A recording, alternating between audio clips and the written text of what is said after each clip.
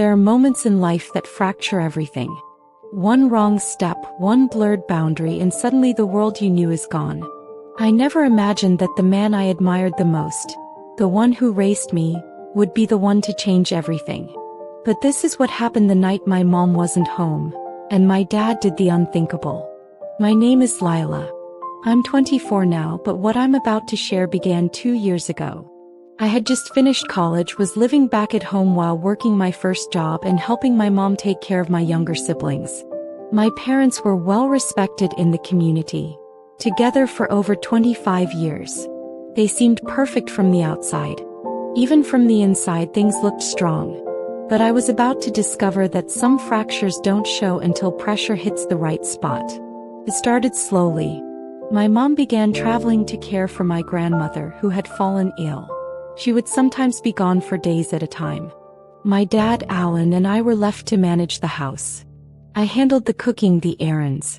He worked from home more, claimed he didn't want to leave the kids alone too much. At first it felt normal, comfortable. We would talk over dinner, watch shows together after the kids went to bed, laugh at old memories, share stories. But slowly something shifted. One evening we sat on the back porch. It was late. The kids were asleep. The sky was clear. "You've grown up so much," he said, sipping his drink. "It's strange. I still remember you running around in pigtails." I smiled. "Feels like a lifetime ago." He looked at me then, not like a father. "Not entirely. Just a little too long." I told myself I imagined it. But in that gaze, something unspoken flickered. The next night I came home late from work. I was tired, emotionally drained. My boss had scolded me unfairly. I collapsed on the couch. My dad brought me a glass of water. "You okay?" he asked. I broke down. Tears I didn't know I was holding poured out. He sat beside me and put his arm around me. At first it was comforting. But then his hand lingered too long on my back. He brushed hair from my face and looked into my eyes. "You deserve more than anyone gives you credit for," he said softly. His thumb traced my cheek. I froze. The boundary shattered in an instant. His lips were suddenly on mine. Hesitant. Like he was asking. And the worst part? I didn't move. Didn't stop him. For a second I let it happen. Then I pulled away. "What are you doing?" He stood up, hands trembling. "I'm sorry. I don't know what came over me." He left the room. I sat in silence, shaking, confused. The next morning he acted like nothing happened. Made breakfast. Talked about the news.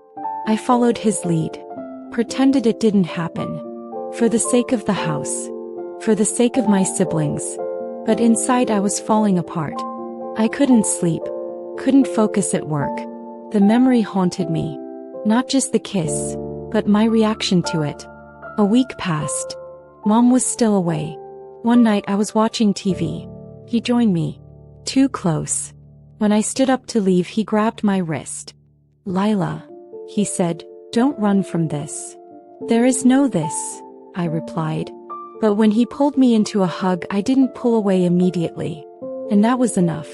He kissed me again. I let him. I can't describe the kind of self-hatred that forms when you realize you're complicit in your own violation. I told myself I was confused, that I didn't know what to do. But I knew. And still I didn't tell anyone. Because if I did, everything would collapse. And I didn't know how to survive that. It wasn't until I started dating someone from work, Liam, that the truth really hit me. He was kind, honest, pure, and I couldn't let him touch me. Every time he tried to get close, I recoiled. One night he asked, "Did something happen to you?" And I broke. I told him everything. He listened in silence. And then he said, "You need to tell your mom." I didn't want to. I was terrified. But Liam helped me. I sat down with my mom the day she returned. And I told her. She didn't cry. She didn't yell. She just stood up, packed a bag, and left the house with the kids. My dad was arrested. He claimed it was consensual. But the court didn't agree. The trial was long, painful. My mom filed for divorce. My siblings went to therapy. And I spent months in a psychiatric ward, trying to forgive myself. Years later, I'm still healing, still processing. But I've learned something vital. Guilt doesn't belong to the one who was manipulated. It belongs to the one who knew better and did it anyway. I speak at support groups now. I tell women and men, if someone crosses the line, it is never your fault.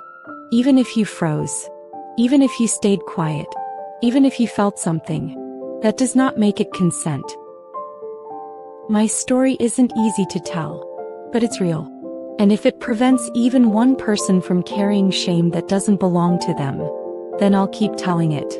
Because silence protects no one. Truth, no matter how painful, is the first step to reclaiming yourself. If this story resonated with you, please speak up. Your voice could be the light someone else needs. Subscribe to Veiled Desires for more real-life stories that tackle the hard truths. Share this with someone who needs to hear that they're not alone. No one deserves to live with silent pain. And healing begins when you break the silence.